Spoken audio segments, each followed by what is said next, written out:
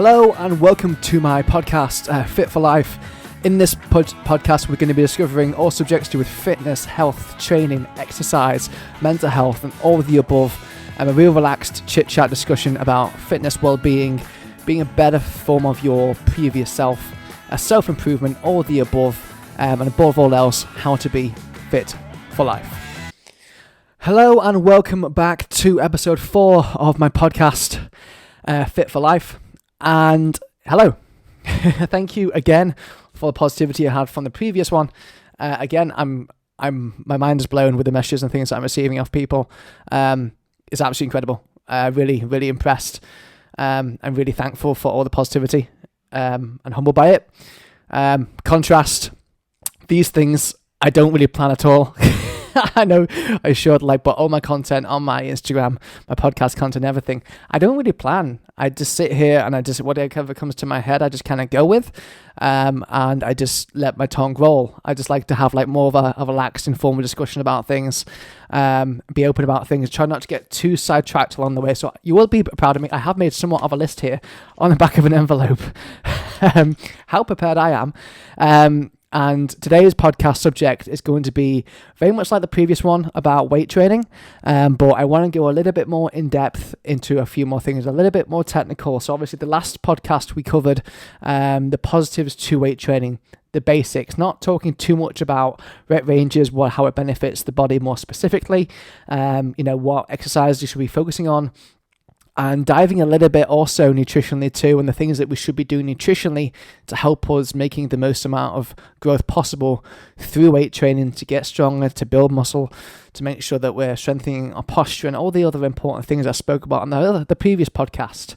So, weight training. So obviously, as I said, the previous podcast covered a lot of the positives, a lot of the basics for the people that don't know an awful lot about weight training. So within weight training, we kind of have two avenues you can go down when it comes to weight training. We have strength training and hypertrophy training. Okay, so the differences between the two is the muscle types that we activate when doing the said training and the rep ranges that we follow.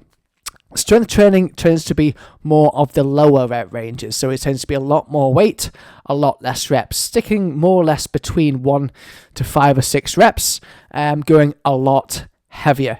And this is, a lot of people that will do strongman training or Olympic weightlifting, or what can we call it? Powerlifting. This would be the forms of training that they do specifically, and it does more of a different type of muscle fibers to which doesn't really give much size or growth, but gives more power and strength.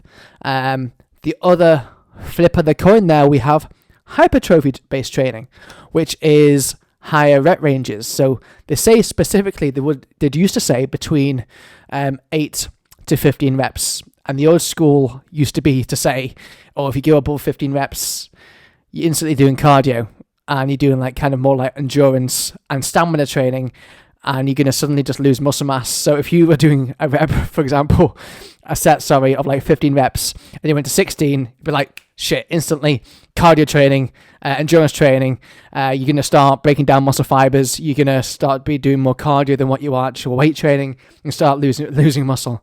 That's the way we used to think years ago. Obviously, complete BS. So hypertrophy training can be anything from 8 reps up to really 30 reps when we're fatiguing. And that builds more, obviously, still builds muscle, different type of muscle fibers, but more for strength and size and growth. So what majority of people want to have in life. When we say tone and definition, like I said on the last podcast where I talked between building muscle and tone defining, it's the same thing, which it is. Tone defining is building muscle size and shape. So example, I'm not being vain here, but example, my bicep here, I have size to my bicep, gives me shape and definition to my arms. When we talk about weight training specifically, talking about the female and male dynamics, females love to train more, as we know, legs, because majority of women want to have tone-defined legs and glutes, which are rather large, and guys periodically like to train chest, like to have size in the chest, the shoulders, the upper back. some guys do like to train legs, but an awful lot of guys don't. And then obviously arms. So they're kind of the differences between the sectors of what they like to kind of focus and improve on. Excuse me. And yeah, so as I said, hypertrophy, more between 8 to 30 reps. Strength training, more between 1 to 5 to 6. The trade-offs between these two, strength training, low reps, but obviously weight has to be so much higher. So with strength training, the risk of injury is up here. Hypertrophy training, more volume, not quite as high with the weight, means our risk of injury comes down a lot lower. That's why it's my preferred basis of weight training, because it ticks the goals for majority of people. Majority of people want muscular tone, shape and definition. So therefore hypertrophy training ticks the boxes. Strength training is good, but also high risk and high injury. And if we can do anything to limit risk of injury, then that's a tick in my eyes. However, I will say that strength training does have a basis with the majority of people. Hypertrophy training is good, but if you're an advanced lifter in hypertrophy training, as we get further and further down the line, you will begin to plateau. So a weight training routine for the majority of people that start getting into weight training, a hypertrophy training based routine will be great for the majority. However, as we get further down the line, 2, 3, 4, 5 years, as we begin to plateau with hypertrophy training, implementing a little bit of strength training in there will help dramatically. So making us do 5 sets and 5 reps, higher weight strength training in things like back squats, bench press, overhead press, deadlifts, the big compound lifts, and implementing that into a routine will help massively push past plateaus and push further with your strength on the hypertrophy bandwagon. And implementing that will in there means you get the best basis of majority of exercises. So yeah, that's the majority of the differences between strength and differences between hypertrophy. I injured myself originally with my herniated disc doing ridiculous weight on a back squat. That gave me a herniated disc, which I've recovered through. And, yeah. So, moving on slightly, weight training within, obviously, more positives to do with sport, etc. You'll find that a lot of people that do marathons, running as a serious sport, that do even badminton, football, majority of people would do a weightlifting routine, because weightlifting doesn't only just build and strengthen muscle on the body, yeah?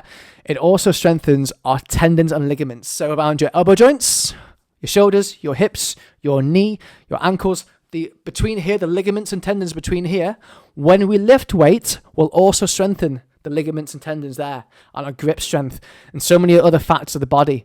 And in doing that, makes you stronger and better at sport too. Increases your endurance, increases your stamina. Although a lot of runners tend to think that when you do weight training, it's just going to make you heavier and make you heavier and make you heavier, so therefore going to make you a slower runner, which is incorrect. Because obviously, okay, yes, you're building muscle on you, it's going to make you heavier, but also you increases the body's natural capability of carrying the weight you are, because you're making your legs stronger.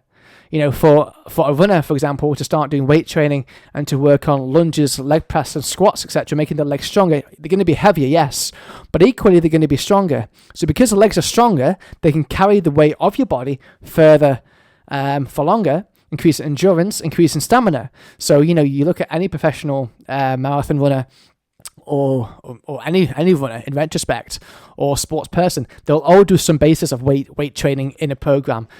Tennis players, no matter what sport it is, they tend to have some type of weight training program in the background. Rugby players, professional American football players, all of these people in sports will have that there, because muscle is really important that we keep hold of. And as I said, it strengthens and helps the body so much that for these people that do these sports, like a lot of running, for example, that, if you're very lean, increase the risk of muscular wastage, because depending on how you're eating and how well you're eating, just increase the chances of injuries. So through weight training, it won't only pack muscle on you, but it'll strengthen your tendons and ligaments around the body, therefore making you better at your sport, and making you stronger. And again, ticks a lot of the boxes for the majority of people. Going back to the strength training side of things, a lot of places where people go wrong with this is ego. A lot of people ego lift and care very much about the weight they're lifting to what is seen around them, rather than doing it for the right reasons of just self-improvement, getting stronger on the bar, making sure your technique is down and building from the ground up.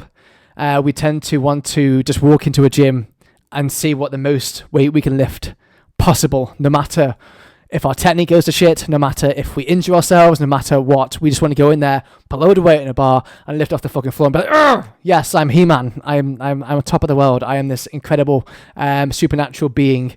And to be perfectly honest, it's worthless, because the likelihood of getting an injury from doing that is exponential and can seriously limit your time weight training because of the ego that people have at the door when they go into a gym. And there shouldn't be any ego there. I think so many people get focused on what other people are doing rather than themselves. It should all be about you. It should be about making sure that you are stronger than the person that you were yesterday and that you're improving. Before you even lift any weight in a gym, you should be making sure that your technique is down, making sure that you can maintain your core, brace your posture, make sure that you're stood tall and correctly, make sure that you're moving the weight correctly before you put any weight on the bar or even pick any weight up. It's all about starting from the ground up with weight training, not jumping in both feet first, because if you do, you will get an injury eventually, and it's just not worth it. For my years of the training that I've done myself and witness injuries that friends have had, and what you see online and this and that, and you see that most of the things that you see on Instagram and social media anyway aren't completely true anyway, because the people that you see that are ridiculously lean are usually on extortionate amount of steroids. Again, sharing workout routines that they say are perfect for you when you don't know truly what they're doing themselves or what they've done to get there and to have this chiseled physique. And we compare ourselves very much to the people that we see on Instagram. I've done it in the past. I think majority of people watching this, listen to this, probably have. And it's very hard not to get caught up in that realm. But we should only ever be focusing on ourselves and on self-improvement and making sure that we were better and stronger than the person that we were yesterday. If we're not, what are we doing wrong? Are we trying to, run before we can walk? It's about starting from the ground up and improving gradually over time. And in doing that, we'll make sure that your weight training career or your weight training longevity going forwards will stay long, healthy, and they're doing things right. Biggest things I say to all my clients in the gym is take fucking videos. The people think it's weird and people are watching them, but in retrospect, other people in the gym couldn't give a flying fuck what you're doing. Quite often people see me in the gym, get my phone, chuck it on the floor, record myself a video. 9 times out of 10, yes, it may be for social media, but also it's also to see what my technique is like. So if I'm doing an RDL, is my back straight? Is my posture right? Am I doing it correctly? Am I going to injure myself? Chucking my phone on the floor and recording a set of me in the gym means that I'm keeping on point with myself to make sure that I'm executing the lift correctly. I'm not going to injure myself, and that I'm happy that I'm 2 thumbs up. And that's everyone now has a smartphone, and anyone is able now to chuck the phone on the floor and record a set to make sure they're doing things right. And just for that extra concrete and security behind you. Obviously the other variants is having like a personal trainer, an online coach that is looking after this stuff for you to make sure that you're executing it correctly. But that should be a base of what a majority of people are doing. So going back to ego lifting, it's not worth it. Don't do it. I say it to everyone. Start from the ground up, build up very slowly. Between the rep ranges that you're working towards.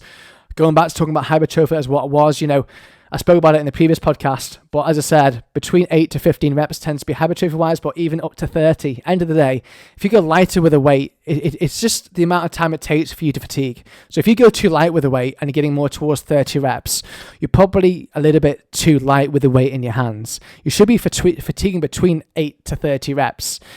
More towards, if you can, 8 to 15 to 20. If you're going more past 20 reps, then you're too light. Go heavier. You should be really looking at kind of each set in the gym that you're training to looking towards your given rep range. So if your coach or the program you're following is saying to you 12 reps, you're getting to 12 reps and you still can do like another 10, then the weight is too light. We should be really looking at getting to 12 reps and maybe only having 1 or 2 left in the tank.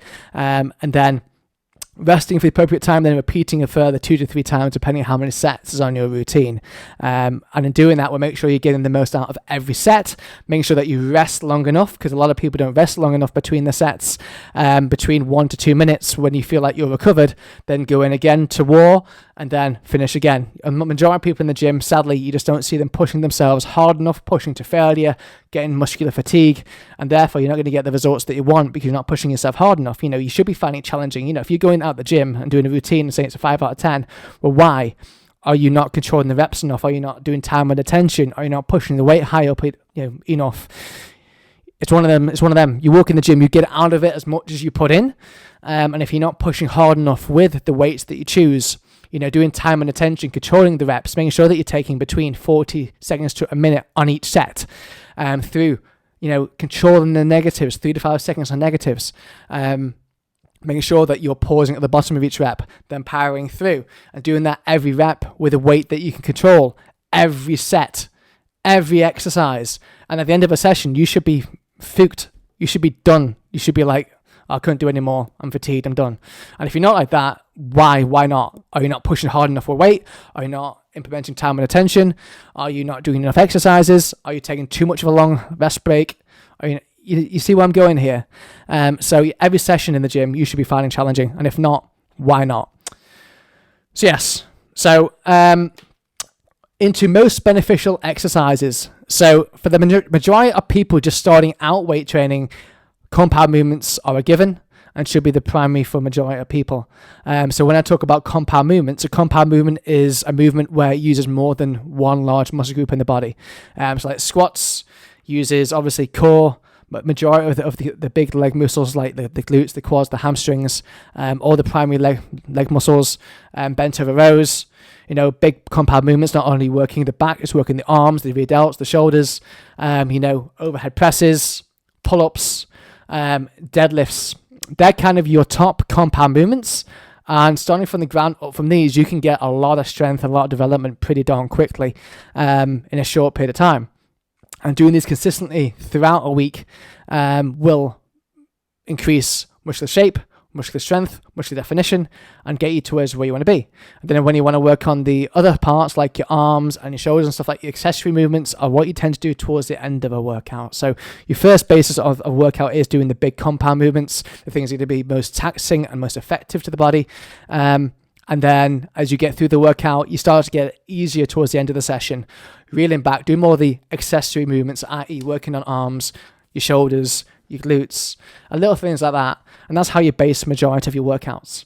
But from doing these compound movements, they're the basis of anyone's weightlifting routine, because these teach you how to hold a strong posture, how to engage your core, how the body should move. And getting these movements down will help you developing in the future to get into more complex movements, into like hip thrusts and all these other movements, and that'll help you progress as you go forwards and you get more technical into things as you go down the line.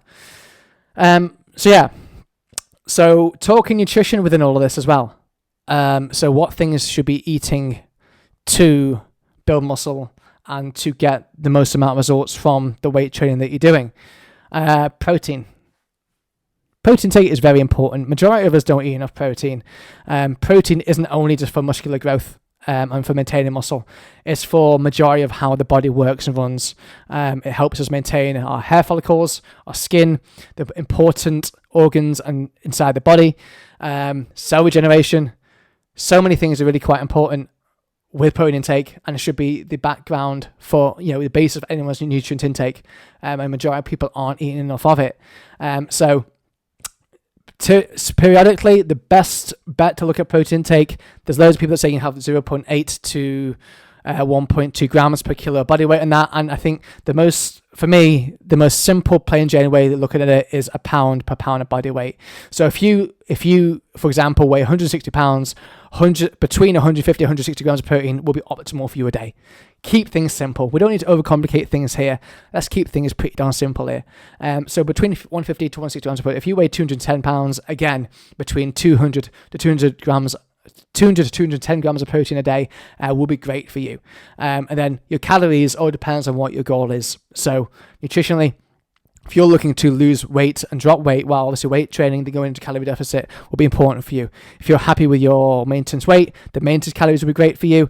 And then obviously if you were looking to put weight on to bulk up, then obviously we could put you into a calorie surplus. But the basis of your diet should be your protein intake, and then to what's left over, we spend between fats and carbs.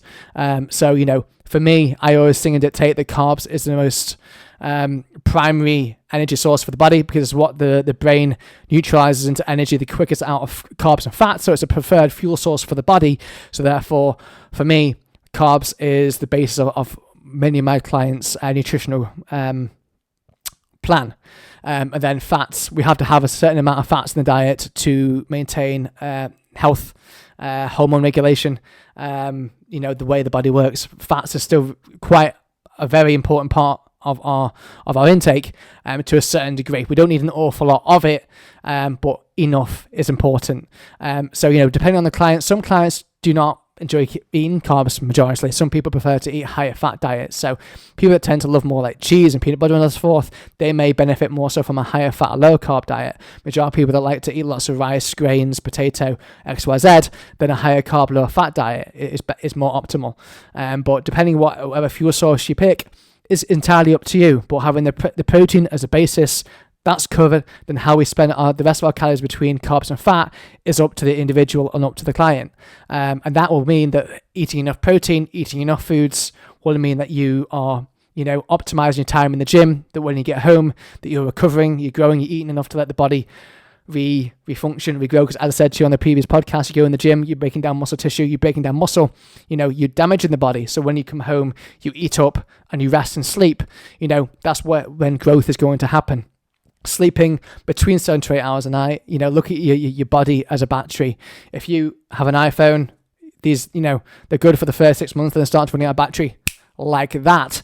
If you come home at night and you only charge your phone for 2 hours and then keep using it every day and only charging it to 2 hours, you're going to gradually, be running on less battery. I do apologise there. For some reason, my camera likes to cut out after 20 minutes recording. So as I was saying, if you keep not getting enough sleep throughout the night, like comparing ourselves to a battery, you're not going to get enough rest. You're not going to get enough recovery day by day. So make sure you're getting between 7 to 8 hours of sleep will mean that you're getting enough rest, enough recovery, and that you're recharging your batteries enough. Just like obviously your iPhone and your phone, if you keep not charging it optimally or enough, it's not going to last throughout the day. Same with you, not only for your physical health, but also for your mental health too. And then water intake as well, making sure that we're drinking enough water. So all these things come together to make sure that we're obviously creating positive results in the gym, making sure that we are training effectively with compound lifts, and that we're being safe, not ego lifting, making sure that we're following a training program that is suited towards our needs and our goals and to how much time we can commit to being in the gym. And then obviously with food intake, making sure that we're eating enough protein, which for the majority of people, they don't eat enough of it. And then also making sure that eating calories in line with what our goal is, to either lose weight, to maintain our weight, to put weight on, making sure we're resting and sleeping enough. And this will mean that we are obviously really maximizing on our growth factors to make sure that we're getting as most amount of results as we can in the time that we spend in the gym, and working on us and working on getting us stronger, working towards our goals and results and where we want to be. So yeah, I think that is going to wrap up today's episode. I want to keep these between 20 to 25 minutes on average. I don't want to keep them too lengthy. So again, I can only just say thank you for the messages. Honestly, I'm blown away with the amount of private messages I've received off people. It's really humbling. It's really nice, and I really do appreciate it. So thank you for those. Keep them coming. I'm absolutely loving it. If you haven't already, do subscribe to my podcast. Give it a rating on Apple Podcasts. That would really, really help me out. I've had one low rating, star reviewing. I think that may have been from my second episode, from where I dropped the F-bomb a considerable amount. No other words to say but the fact I was very hyped up that day. It is what it is. I'm not particularly bothered. If you don't like it, then don't come back and listen again. But I'm hoping that you do enjoy it, and this is like a chilled conversation that we have about Sorry, my coffee's going cold. That's not really a vibe, is it? That we have a chilled conversation about weight training, fitness, health, nutrition side of things. And yeah, today's podcast was just a chance to go a little bit more in depth about weight training. This was like a level up from the last one. Talking more about specifics, about certain forms of training, what you should be focusing on, and a little more input into nutrition. And also about the most beneficial exercises, the compounds you'll be starting with, and then, what you should be planning going forward. So as I said, please do give me a review on the podcast channel that you listen to me through. Please do subscribe and follow. Give it a share to your friends. Talk to your friends about it. Say that crazy guy Alan's chatting shit. It's not so bad. Give it a listen. Greatly appreciate it. And yeah, and give me some feedback on any of the subjects you'd like to be covering. But as I said, we'll be dropping these once a week. Continue on every kind of Monday night. I'll be dropping these. It's a good time for me. Maybe in future we'll double up and start doing a few more, maybe twice a week in the future. But once a week at the moment is a real good vibe and works well for me. And I can keep this up consistently. So thank you for tuning in. I look forward to catching up with you all this next week. I hope you're all well. And I'll catch you in the next podcast. If you haven't already, my Instagram page, again, little plug, @Coach by Alan, online coaching for weight loss, muscular toning, building muscle, all the above. I'm very proactive on my Instagram. That's my other channel other than here. As I said, @Coach by Alan. Our podcast Instagram is the Fit for Life podcast. Then also on YouTube as well. So you can see me like this because I am on camera here. The Fit for Life podcast on YouTube too. So again, thank you for tuning in, and I'll catch you guys in the next one.